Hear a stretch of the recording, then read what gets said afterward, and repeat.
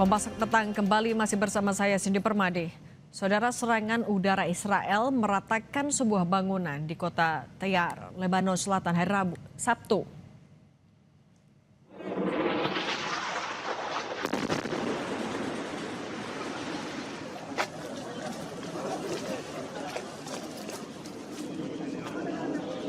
Serangan udara Israel meratakan sebuah bangunan di daerah Zou al-Mafdi yang juga dikenal sebagai persimpangan marka di kota ini di Lebanon Selatan.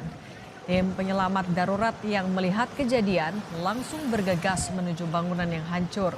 Belum diketahui apakah ada korban jiwa maupun luka dalam serangan ini.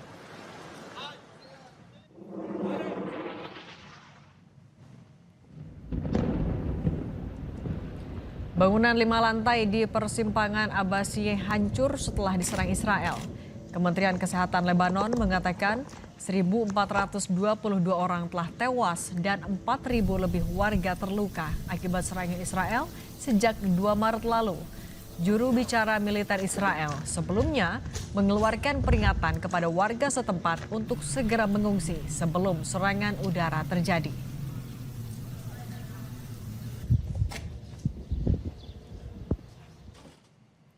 Presiden Prabowo Subianto menyampaikan ucapan duka cita kepada keluarga prajurit TNI yang gugur di Lebanon.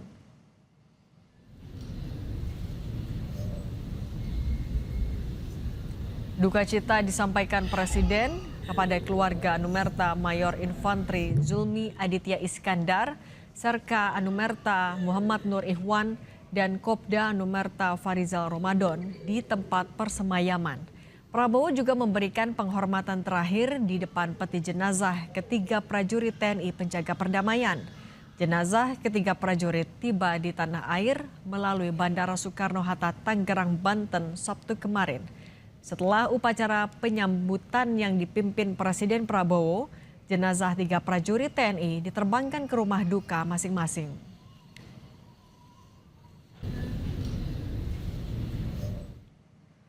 Melalui akun Instagramnya, Presiden Prabowo juga menyampaikan ucapan duka cita untuk gugurnya 3 prajurit TNI di Lebanon.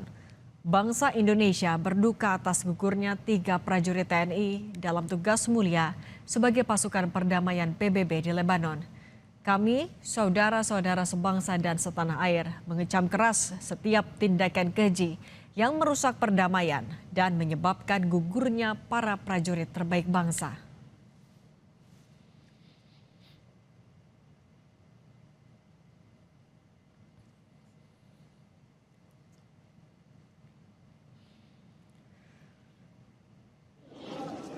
Lebih lengkap soal serangan Israel ke basis Hizbullah di Lebanon Selatan yang melukai 3 prajurit TNI, kita bahas bersama dosen ilmu politik Universitas Udayana, Evata Filomeno. Mas Evata, selamat petang. Selamat petang, Mbak Cindy. Mas Evata, kalau sebenarnya kan serangan dari Israel sudah menewaskan komandan dari Hizbullah, tapi ketika serangan itu masih tereskalasi hingga hari ini, apa yang masih ditarget oleh Israel? Ya, terima kasih Mbak Cindy. Tentu sebenarnya ada perubahan doktrin yang direncanakan oleh Israel. Awalnya Israel masih fokus pada upaya untuk melemahkan kemampuan dari Hizbullah, tetapi ke depan rencana yang direncanakan atau disiapkan oleh Israel ini justru pendudukan. Nah, kita bisa melihat bahwa ada satu upaya untuk membangun zona penyangga permanen ya, sedalam kurang lebih 8-10 km di wilayah Lebanon Selatan hingga ke Sungai Litani. Sebenarnya ini sudah memang dari beberapa periode sudah disiapkan oleh Israel, dan juga harapan utamanya adalah mempersiapkan keamanan pasca perang.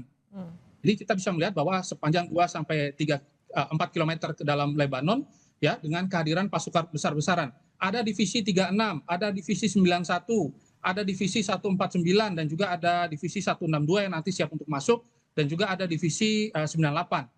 Nah, jadi apa yang dipersiapkan oleh Israel ini adalah upaya untuk nanti ke depannya menguasai lebih dari 140 lokasi titik. Nah, ini bahkan sudah dihantam dalam 24 jam terakhir, seperti camp-camp pelatihan dan juga depo-depo senjata, serta posisi-posisi peluncur bahkan juga markas Radwan Force dan juga infrastruktur lainnya. Jadi kita bisa melihat bahwa ini merupakan salah satu rencana yang nanti ke depannya akan dilaksanakan oleh Israel. Meskipun kali ini sistem pertahanan udara dari Israel mulai kewalahan ya, interseptornya mulai berkurang ya.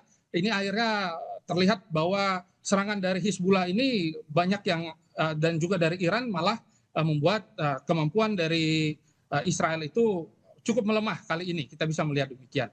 Nah, Mas Fatah, kalau agendanya adalah pendudukan sekarang dan berkaca apa yang dilakukan Israel di Gaza, apakah harus diantisipasi korban sipil akan jadi target juga dari Israel? Ya, kita bisa melihat bahwa korban sipil memang masih menjadi salah satu perhatian yang serius ya, yang harusnya tidak diserang sama sekali. Tetapi ketika kita melihat pola-pola yang dilaksanakan hari ini, perang infrastruktur, bahkan juga kadang-kadang menyerang infrastruktur sipil, maka bisa saja serangan ini nanti menewaskan berapa korban-korban sipil karena agresivitas yang dilakukan tidak terkendali nanti di dalam situasi perang tersebut.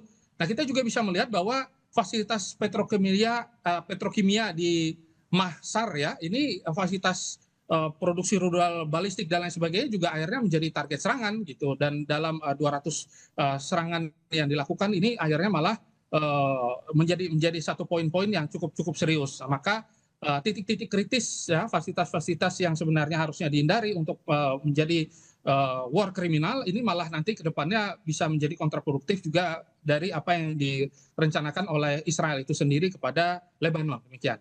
Tapi kan tadi Mas Fatah juga bilang kalau sebenarnya Israel ini mulai dalam tanda kutip ngos-ngosan juga dari segi logistik, dari segi serangannya udaranya juga.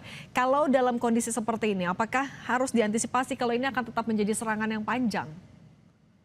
Ya, tentu serangan yang panjang. Kita bisa melihat bahwa ada dua rudal Iran yang baru-baru ini akhirnya menembus ya pertahanan udara dan juga menghantam kota ya. Lokasi fasilitas nuklir ya di wilayah utama Israel dan juga ada di Arad ya, meskipun sudah ada upaya intersepsi, tetapi ini tanda bahwa ketika Israel ini memulai serangan ya dengan Hizbullah juga dengan Iran dan juga Houthi yang akhirnya ikut, dan Houthi akhirnya mulai memainkan strategi yang cukup kritis ya, mereka tetapi berhati-hati menggunakan serangan-serangan rudal balistik ya, ini tanda bahwa sebenarnya nanti ke depannya ini akan menjadi perang panjang. Dan ternyata meskipun dari 2024 Israel mengklaim bahwa mereka sudah melemahkan hingga 84% kemampuan dari Hizbullah, nyatanya Hizbullah pada malam tadi ya itu berhasil untuk menunjukkan bahwa mereka memiliki kekuatan dan mereka siap untuk mendukung Iran juga, karena bagaimanapun juga Hizbullah adalah bagian dari proksi Iran itu sendiri. Maka perlawanan senjata yang dilakukan oleh Hizbullah ini tentu bukan cuma isapan jempol, dan ini menjadi tanda bahwa dominasi dan hegemoni mereka masih menyisakan catatan-catatan kritis dan juga upaya yang dilakukan oleh Israel ke depannya adalah mengevaluasi kembali apa yang mereka lakukan sampai hari ini. Dengan skenario perang yang masih panjang ini sebenarnya kan juga di saat yang sama ada penempatan pasukan perdamaian dari PBB. Nah, di Lebanon ini penempatan titik-titiknya bagaimana, Mas? Iya, penempatan titik-titik dari ini kan sebenarnya Indonesia sendiri ya bersama dengan UNIFIL ya itu berupaya semaksimal mungkin untuk menjaga beberapa titik-titik wilayah yang selama ini berkecambuk.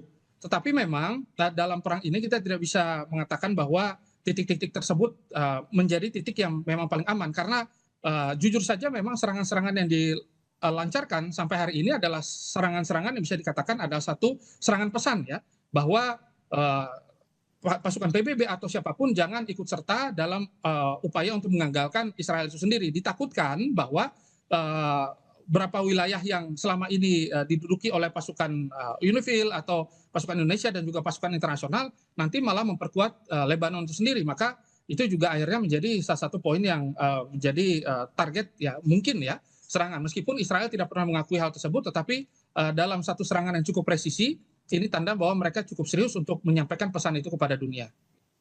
Berarti jarak yang harus diambil oleh UNIFIL ini agar bisa sesuai dengan fungsinya yang dilakukan di Lebanon, harusnya seperti apa?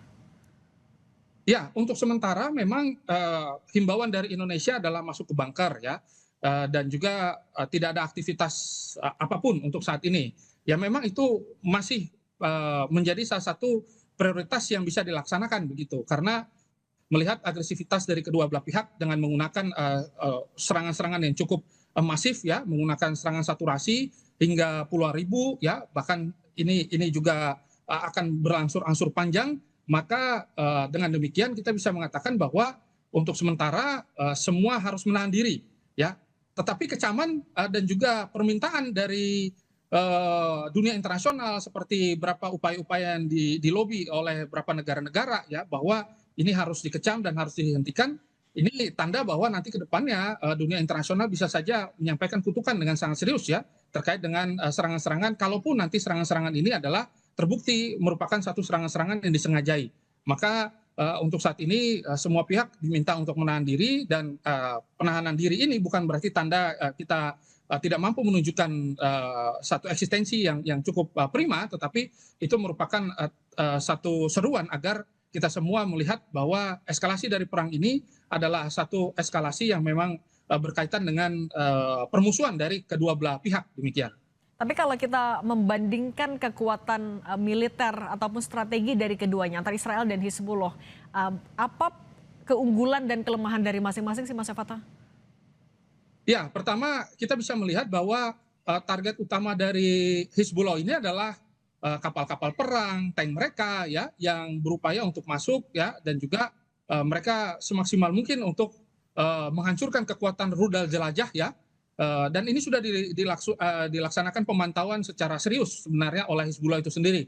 Dan Hizbullah mengklaim juga bahwa mereka melakukan satu pukulan telak ya, dan mereka mengatakan bahwa mereka berhasil untuk menghantam Israel ya dalam beberapa serangan-serangan yang dilaksanakan. Tetapi kita juga bisa melihat bahwa kalau dalam sisi serangan udara, Israel memang masih sangat unggul, dan juga barikade-barikade yang disiapkan oleh Israel nanti untuk masuk, ya ini tanda bahwa mereka hari ini ya cukup siap untuk memasuki beberapa titik-titik serta zona-zona yang nanti rencananya akan diduduki. Tetapi kalau kita melihat bagaimana Hizbullah dan juga serangan dari Iran dan juga digabung dengan Houthi, maka Israel juga meskipun mereka punya David Sling, meskipun mereka punya Arrow ya, meskipun mereka punya Iron Dome, tetapi kalau serangan saturasi ini terus-menerus, maka sistem pertahanan udara Israel dan juga pendudukan itu malah bisa nanti tidak berjalan dengan maksimal. Apalagi ditambah kalaupun nanti ke depannya Amerika, dan kita tahu bahwa Amerika tidak sama sekali mengurusi Hizbullah, ya, dia tidak mengurusi wilayah Lebanon dan juga Houthi, dia fokus kepada Iran. Maka situasi dari banyaknya battlefront yang dilakukan oleh Israel ini nanti bisa membuat Israel cukup kelelahan, karena dalam beberapa catatan dan data mereka juga mengalami amunisi yang terus berkurang, karena dalam satu serangan yang mereka lakukan secara masif itu ratusan pon yang mereka drop ya di dalam satu serangan tersebut. Maka kemungkinan bisa dipletet juga ke depannya. Ya.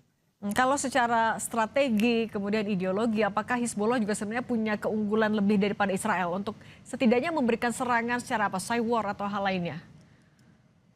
Ya, serangan-serangan cyber tentu ini sudah terjadi ya, bahkan di media sosial ya, bahkan juga di X terutama, cyber ini tidak ada habis-habisnya. Tetapi ini tanda bahwa sebenarnya kekuatan dari perang ini adalah perang ideologis. Kita bisa melihat bahwa Hizbullah berupaya semaksimal mungkin untuk menunjukkan kepada dunia bahwa mereka tidak benar-benar habis ya, meskipun diklaim bahwa dalam beberapa serangan yang dilakukan mereka sudah dianggap lumpuh.